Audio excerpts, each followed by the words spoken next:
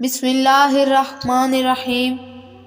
اللہ نے جیسے ہی دنیا بنائی اس کے ساتھ ہی اسے اپنے انجام تک پہنچانے کی کچھ نشانیاں بھی بتا دیں تاکہ لوگ عبرت پکڑیں اور قیامت سے قبل توبہ کر لیں۔ رسول اللہ صلی اللہ علیہ وآلہ وسلم نے قیامت سے پہلے ہونے والی جو نشانیاں بتائی ہیں ان میں سے بہت سی پوری ہو چکی ہیں، جبکہ کچھ بڑی پیشن گوئیاں ابھی ظہور پذیر نہیں ہوئیں۔ ان پیشن گوئیوں میں سے ایک بڑی پیشن گوئی امام مہدی علیہ السلام کا ظہور ہے جو قیامت سے پہلے ہوگا۔ آخری نبی حضرت محمد صلی اللہ علیہ وآلہ وسلم نے احادیث میں یہ خبر دی ہے کہ قیامت سے پہلے ایک زمانہ ایسا آئے گا کہ دنیا میں کفر پھیل جائے گا، زمین ظلم اور سرکشی سے بھر جائے گی، اسلام صرف مکہ اور مدینہ کی طرف سمٹ جائے گا۔ اس وقت نبی صلی اللہ علیہ وآلہ وسلم کی بیٹی سیدہ فاطمہ کی اولاد میں سے ایک شخص پیدا ہوگا جو زمین کو عدل و انصاف سے بھر دے گا۔ ان کی حکومت تمام روئے زمین پر ہوگی، لہٰذا آپ صلی اللہ علیہ وآلہ وسلم نے فرمایا دنیا ختم نہ ہوگی یہاں تک کہ عرب کا بادشاہ ایک شخص بنے گا جو مجھ سے یا میرے گھر والوں سے ہے، اس کا نام میرے نام کے موافق ہے یعنی محمد ہوگا، اور اس کے باپ کا نام میرے والد کے نام کے موافق ہے یعنی عبداللہ ہوگا۔ وہ زمین کو عدل و انصاف سے بھر دے گا جیسے وہ ظلم و زیادتیوں سے بھری ہوئی تھی۔ اس روایت سے پتہ چلتا ہے کہ قرب قیامت میں مسلمانوں کے ہاتھوں سے حکومت چھین چکی ہوگی، حالات بد سے بدتر ہو جائیں گے اور ہر طرف کفر و شرک عام ہو جائے گا۔ اس دور میں حکومت پر بیٹھے رہنما طاغوت کی اطاعت کرنے والے ہوں گے جو ظلم و زیادتی کریں گے اور عوام ان سے پریشان ہوگی، لیکن اس تاریخ دور میں ایک نور پھوٹے گی، بالکل اس طرح جیسے عرب زمانہ جاہلیت میں کفر و شرک کرتے تھے اور پوری دنیا میں ظلم و سرکشی کا بول بالا تھا۔ اس وقت اللہ نے انسانیت کی رہنمائی کے لیے امام کائنات حضرت محمد صلی اللہ علیہ وآلہ وسلم کو مبعوث کیا تھا۔ بالکل اسی طرح قرب قیامت کے ان بدترین حالات میں اللہ امام مہدی علیہ السلام کو مبعوث فرمائے گا، لہٰذا حضرت جابر بن عبداللہ سے روایت ہے کہ رسول اللہ صلی اللہ علیہ وآلہ وسلم نے فرمایا وہ وقت قریب ہے جب عراق والوں کے پاس روپے اور غلہ آنے پر پابندی لگا دی جائے گی۔ آپ سے پوچھا گیا کہ یہ پابندی کس جانب سے ہوگی تو آپ نے فرمایا اجمیوں کی جانب سے۔ پھر کچھ دیر خاموش رہنے کے بعد کہا کہ وہ وقت قریب ہے کہ جب اہل شام پر بھی یہ پابندی لگا دی جائے گی۔ پوچھا گیا کہ یہ رکاوٹ کس کی جانب سے ہوگی؟ فرمایا اہل روم کی جانب سے۔ پھر آپ نے فرمایا کہ میری امت میں ایک خلیفہ ہوگا جو لوگوں کو مال لب بھر بھر کے دے گا اور شمار نہیں کرے گا۔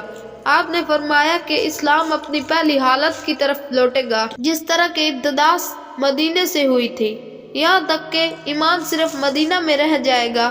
اس روایت سے معلوم ہوتا ہے کہ امام مہدی علیہ السلام کے ظہور سے قبل مسلمانوں کی مالی حالت بھی بہت زیادہ خراب ہو چکی ہوگی اور لوگوں کی طرف سے اہل اسلام کو شدید نقصان پہنچایا جائے گا، حتیٰ کہ لوگ کھانا کھانے کے لیے محتاج ہو چکے ہوں گے۔ امام مہدی علیہ السلام کا ظہور کیسے ہوگا اور اس کے متعلق مستدرک الحاکم کے اندر ایک روایت ملتی ہے کہ رسول اللہ صلی اللہ علیہ وآلہ وسلم نے فرمایا ذوالقعدہ کے مہینے میں قبائل کے درمیان میں کشمکش اور معاہدہ شکنی ہوگی، لہٰذا حاجیوں کو لوٹایا جائے گا اور منع میں جنگ ہوگی، بہت زیادہ قتل و عام اور خون خرابہ ہوگا، یہاں تک کہ عقبہ جمرہ پر بھی خون بہہ رہا ہوگا۔ نوبت یہاں تک آئے گی کہ امام مہدی علیہ السلام بھی وہاں سے چلے جائیں گے اور بھاگ کر وہ رکن اور مقام ابراہیم کے درمیان میں آئیں گے اور ان کے ہاتھ پر بیعت کی جائے گی، اگرچہ امام مہدی اس کو پسند نہیں کریں گے۔ بیعت کرنے والوں کی تعداد اہل بدر کے برابر ہوگی۔ ان بیعت کرنے والوں میں سے زمین و آسمان والے خوش ہو جائیں گے۔ جب لوگ بھاگے بھاگے امام مہدی علیہ السلام کے پاس آئیں گے تو اس وقت مہدی کعبہ سے لپٹے ہوئے رو رہے ہوں گے، چنانچہ لوگ مہدی سے کہیں گے کہ آئیے ہم آپ کے ہاتھ پر بیعت کرتے ہیں۔ امام مہدی کہیں گے کہ افسوس تم کتنے ہی معاہدوں کو توڑ چکے ہو اور کس قدر خون خرابہ کر چکے ہو۔ اس کے بعد نہ چاہتے ہوئے بھی وہ بیعت کریں گے۔ پھر آپ نے فرمایا، اے لوگوں، جب تم انہیں پالو تو تم ان کے ہاتھ پر بیعت کر لینا، کیونکہ وہ دنیا میں بھی مہدی ہیں اور آسمان میں بھی مہدی ہیں۔ لہذا امام زمانہ مہدی علیہ السلام کو لوگ ان نشانیوں سے پہچان لیں گے اور ان کے ہاتھوں پر بیعت کریں گے۔ آپ امت کے رہنما ثابت ہوں گے۔ دراصل امام مہدی علیہ السلام کے ظہور سے قبل کچھ نشانیاں پوری ہو چکی ہوں گی، جن میں دجال کا خروج، سورج کا مغرب سے طلوع ہونا، مشرق سے ایک عظیم آگ کا نکلنا ہے۔ جن نشانیوں کے پوری ہو جانے کے بعد مسلمان خود اس انتظار میں ہوں گے کہ اس امت کو نجات دلانے والا وہ رہنما قریب ہے۔ حدیث شریف میں امام محمد مہدی علیہ السلام کا حلیہ اور شکل و شبیہ تفصیل سے بیان ہوا ہے۔ لہذا حضرت ابو سعید خدری رضی اللہ عنہ سے روایت ہے کہ رسول اللہ صلی اللہ علیہ وآلہ وسلم نے فرمایا، مہدی میری اولاد میں سے ہوں گے، روشن و کشادہ پیشانی اور اونچی ناک والے۔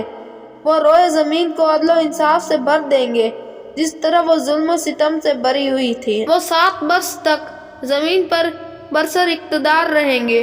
ایک روایت میں آتا ہے کہ امام مہدی علیہ السلام کے چہرے مبارک کی رنگت عربی اور جسمانی ساخت اسرائیلی ہوگی۔